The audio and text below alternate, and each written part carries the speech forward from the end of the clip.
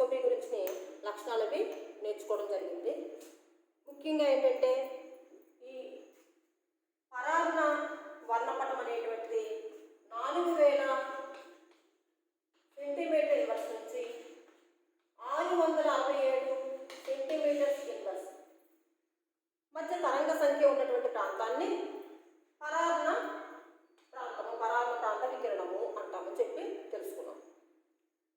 ఈ పరాన్న ప్రాంత వికిరణాన్ని పదార్థాల మీదకి పంపించినప్పుడు సాధారణంగా పదార్థాలు ఏంటంటే కంపన మార్పులు, వైబ్రేషనల్ ట్రాన్సిషన్స్ అనేటువంటివి కలుగుతాయి. ముఖ్యంగా భ్రమణ మరియు వైబ్రేషన్ రెండూ కలుగుతున్నాయి. కానీ ఎక్కువగా ఏంటంటే దీంట్లో మనం గుర్తించడానికి, ఈ వర్ణపటాన్ని మనం గుర్తించడానికి ఏంటంటే కంపన మార్పులు అనేటువంటి ముఖ్యమైనవి. కాబట్టి ఇక్కడ దీనిలో మనం జరిగేటువంటి కంపన మార్పులు ఎన్ని రకాలుగా ఉంటాయి, అవి స్ట్రెచ్చింగ్ అని, బెండింగ్ అని, అలాగే వాటిలో ఉండే రకాల గురించి కూడా మనం నేర్చుకోవడం జరిగిందన్నమాట. సో అంటే ముఖ్యమైనటువంటి సూత్రం ఏంటంటే ఇక్కడ పరాన్న వర్ణపటంలో వైబ్రేషనల్ ట్రాన్సిషన్స్, కంపన మార్పులు. అంటే ఈ పరాన్న వికిరణాలు ఏంటంటే ఈ కంపనాలని ఉద్రిక్తపరుస్తాయి. కాబట్టి ఆ అణువుల యొక్క ద్విధ్రువ భ్రామకంలో మార్పు వస్తుంది.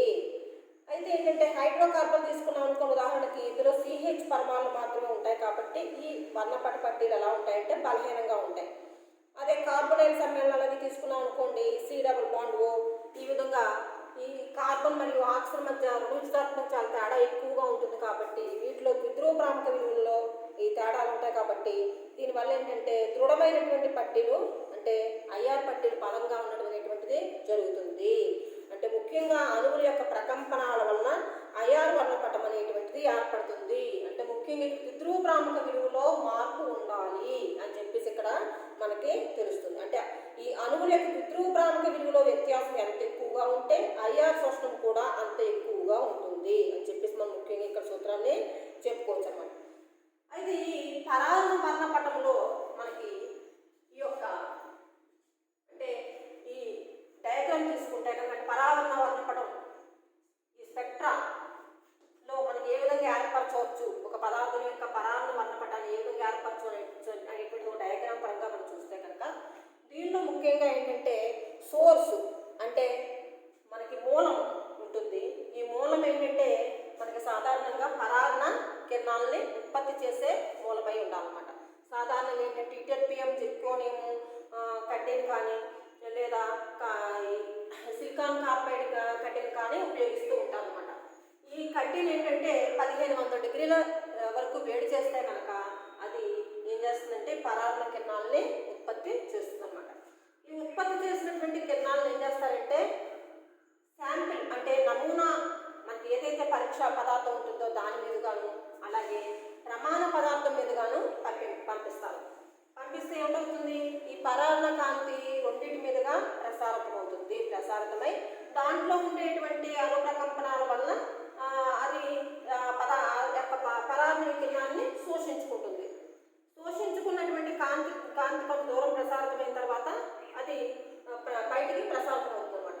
ఈ బయటికి ప్రసారితమైనప్పుడు మనకి రిఫరెన్స్ అంటే ప్రమాణ ఘటనలో మనకి బయటికి ప్రసారితమైనటువంటి కాంతిని మనం I0 అనుకుంటాం. శాంపిల్ పరీక్షా పదార్థం గుండా పంపించినప్పుడు ఆ కాంతి తీవ్రత ఏదైతే ఉందో అది I అనుకుంటాం. అనుకుంటే కనుక ఈ అబ్జార్బెన్స్ అంటే ఏ అనేటువంటిది తీసుకొచ్చేస్తుందంటే log I0/I. అబ్జార్బెన్స్ లేదా శోషణాంకము ఈక్వల్ టు ఏంటన్నమాట log I0/I అంటాం. అలాగే ట్రాన్స్మిటెన్స్ ప్రసారించడం అయితే కనుక మనకి I/I0. ట్రాన్స్మిటెన్స్ ఈక్వల్ టు ఏంటి I/I0. అలాగే అబ్జార్బెన్స్ ఈక్వల్ టు ఏంటి I0/I, log I0/Iగా ఉంది. సో అంటే A ఈక్వల్ టు ఏంటన్నమాట 1/Tగా తెలుసుకోవచ్చు.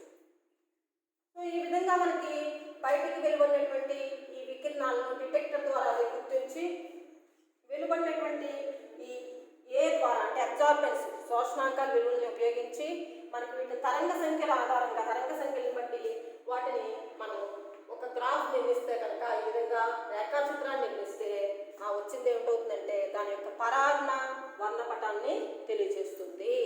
ఈ విధంగా ఈ పటం ద్వారా మనం పరాన్న వర్ణపటాన్ని మనం తెలుసుకోవచ్చు. సో ఈ పరాన్న వర్ణపట ప్రాంతంలో ముఖ్యంగా పరాన్న వర్ణపటం అనేటువంటిది ఏం తెలుసుకున్నామనంటే, ముఖ్యంగా పరాన్న వర్ణపటం అనేటువంటి కర్పణ పదార్థాల యొక్క నిర్మాణము, కర్పణ పదార్థాల యొక్క గ్రూపులు, వాటిలో ఏ ప్రమేయ సమూహాలు ఉంటాయి ఏమిటి అనేటువంటిది ముఖ్యంగా దీని ద్వారా తెలుసుకోవచ్చు. సో దీని ఆధారంగా ఏంటంటే పరాన్న వర్ణపట ప్రాంతం ముఖ్యంగా 2 భాగాలుగా విభజిస్తారు. ఒకటి ఏంటంటే ప్రమేయ సమూహ ప్రాంతము, ఫంక్షనల్ గ్రూప్ రీజియన్. రెండోది ఏంటంటే వేలి ముద్రల ప్రాంతము, ఫింగర్ ప్రింట్ రీజియన్. ఈ విధంగా 2 రకాలుగా విభజించడం జరుగుతుంది.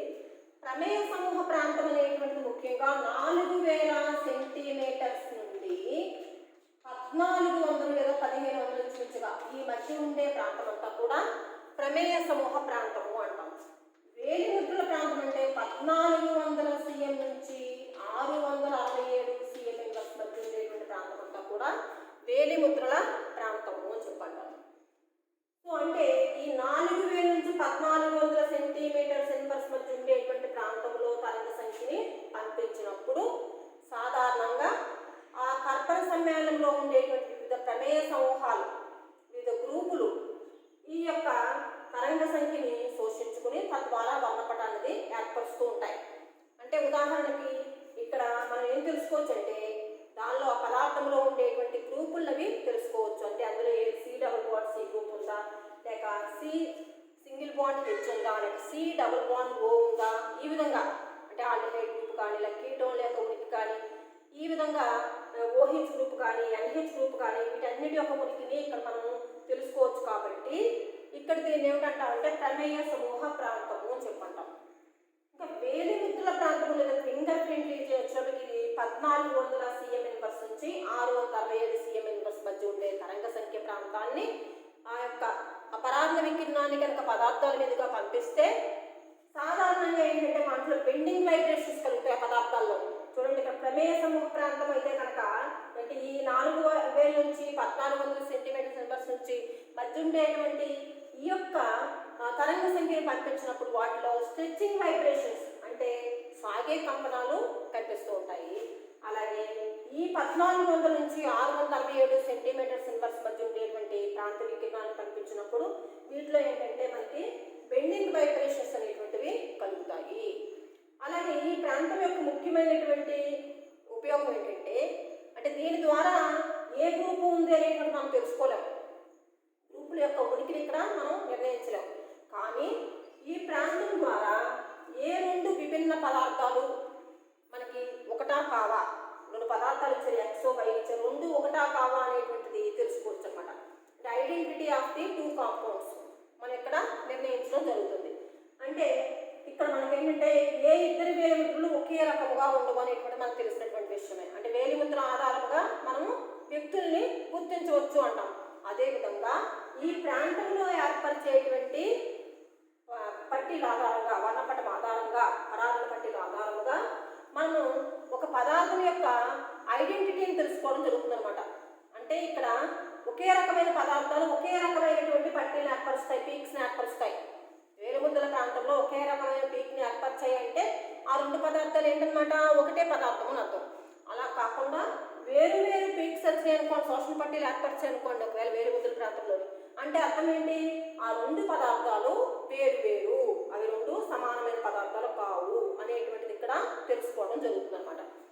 సో ఇక్కడ మన సౌలభ్యం కోసం ఈ యొక్క 4000 నుంచి 667 సెంటీమీటర్స్ ఇన్వర్స్ మధ్య ఉండేటువంటి ఈ పరాన్న ప్రాంతాన్ని ముఖ్యంగా మనకి ఏంటంటే 4 విధాలుగా విభజించడం జరిగింది. క్లాసిఫికేషన్ ఆఫ్ ఈ ఇన్ఫ్రారెడ్ స్పెక్ట్రోస్కోపీ రీజియన్, పరాన్న వర్ణపట ప్రాంతాన్ని ముఖ్యంగా 4 భాగాలుగా విభజించాలన్నమాట.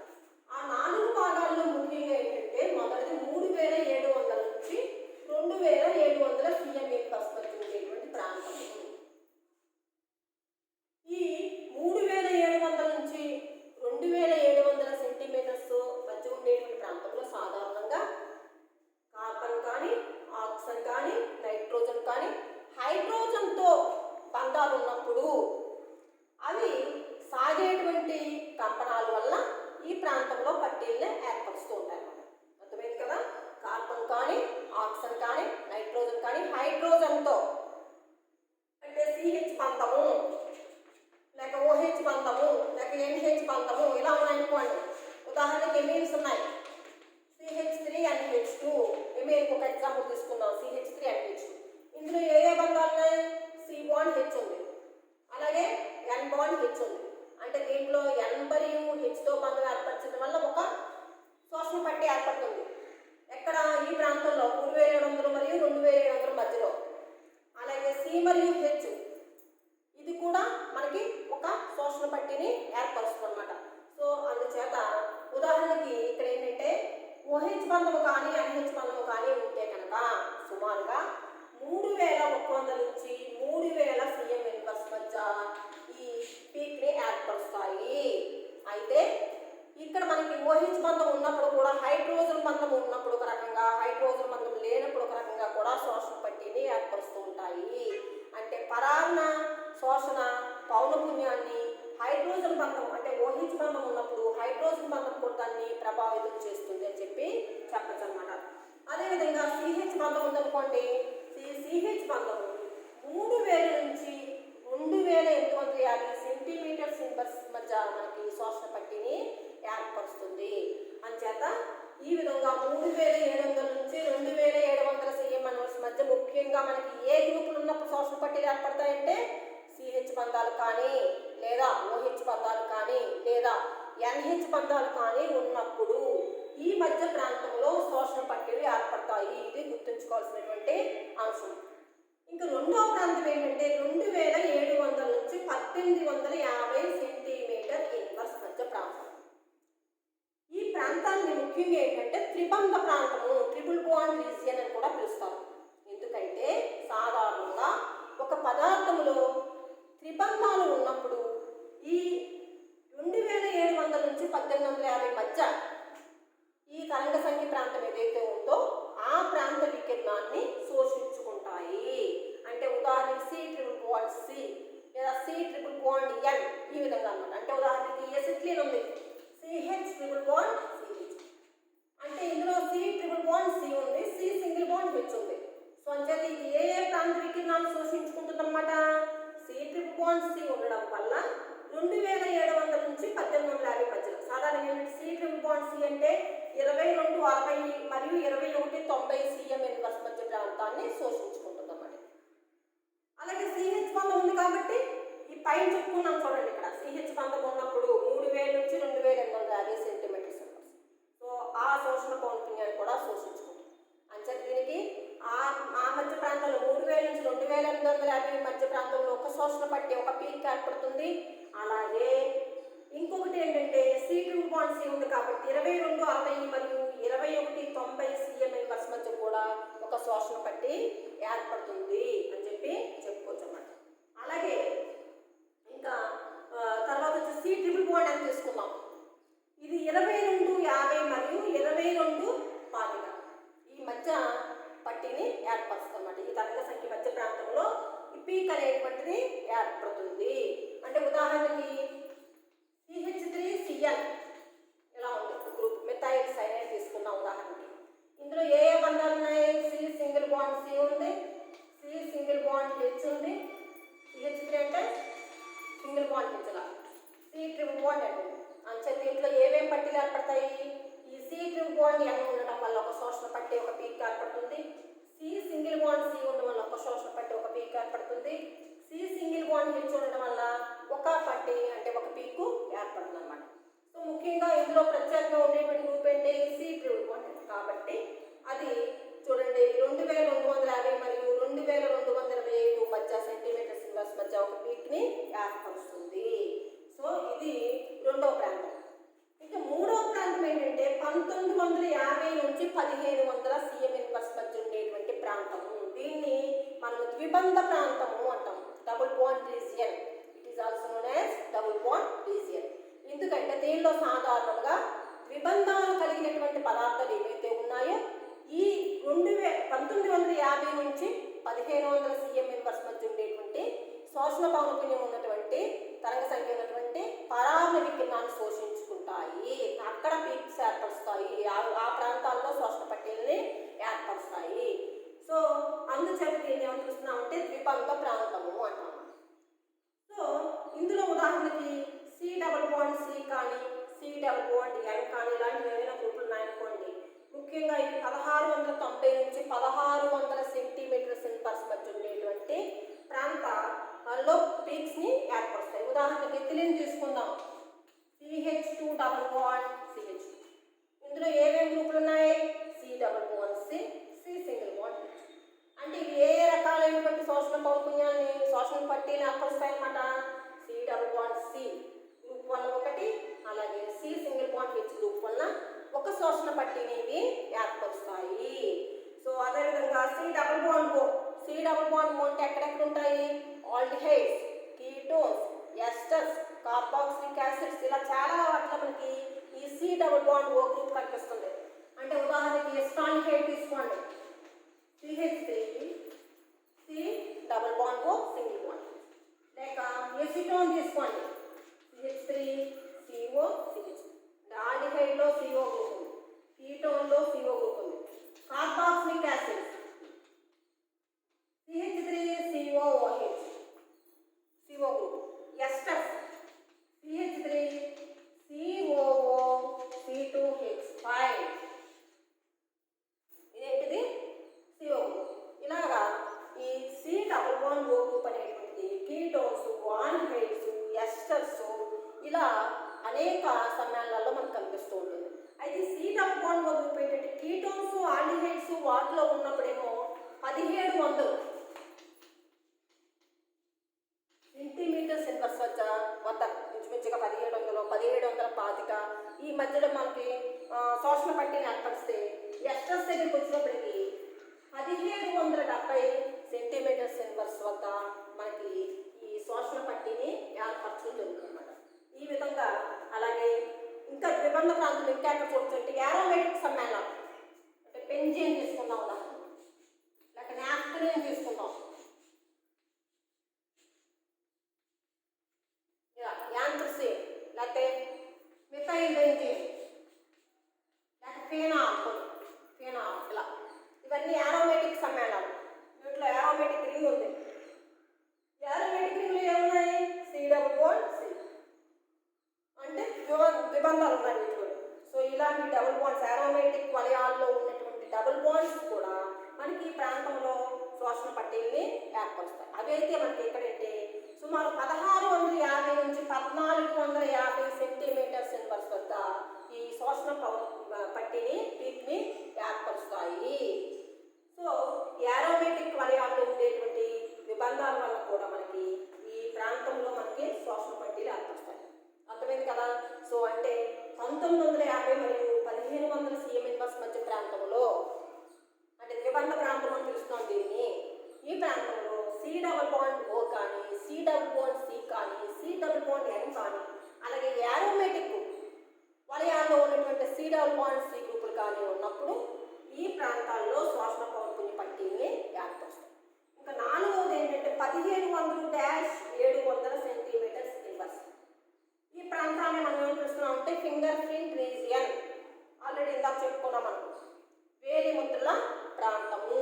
ఈ ప్రాంతంలో ఏంటంటే మనకి ఏ కర్పరపు సమ్మేళనమైనా ఈ ప్రాంత వికిరణాన్ని శోషించుకుని పట్టీలను ఏర్పరుస్తాయి.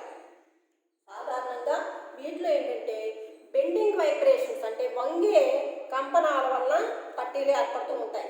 అయితే ఏంటంటే ఈ పట్టీలు మనకి ఇక్కడ ముఖ్యంగా గ్రూపుల్ని వాటిని గుర్తించడానికి ఉపయోగపడవు. మరి దేనికి ఉపయోగపడతాయి అంటే ఇక్కడ ఓన్లీ ఏ రెండు పదార్థాలు ఒకటా కావా అనేటువంటి తెలుసుకోవడానికి మాత్రమే దీన్ని ఉపయోగించడం జరుగుతుంది. కాబట్టి దీన్ని ఏమని పిలుస్తున్నాం మనం? వేలిముద్రల ప్రాంతము అని చెప్పేసి పిలుస్తాం అన్నమాట. సో ఇది మనకి ఈ పరాన్న వర్ణపటంలో ఉండేటువంటి కొన్ని ముఖ్యాంశాల గురించి ఈరోజు మనం నేర్చుకుంటాం.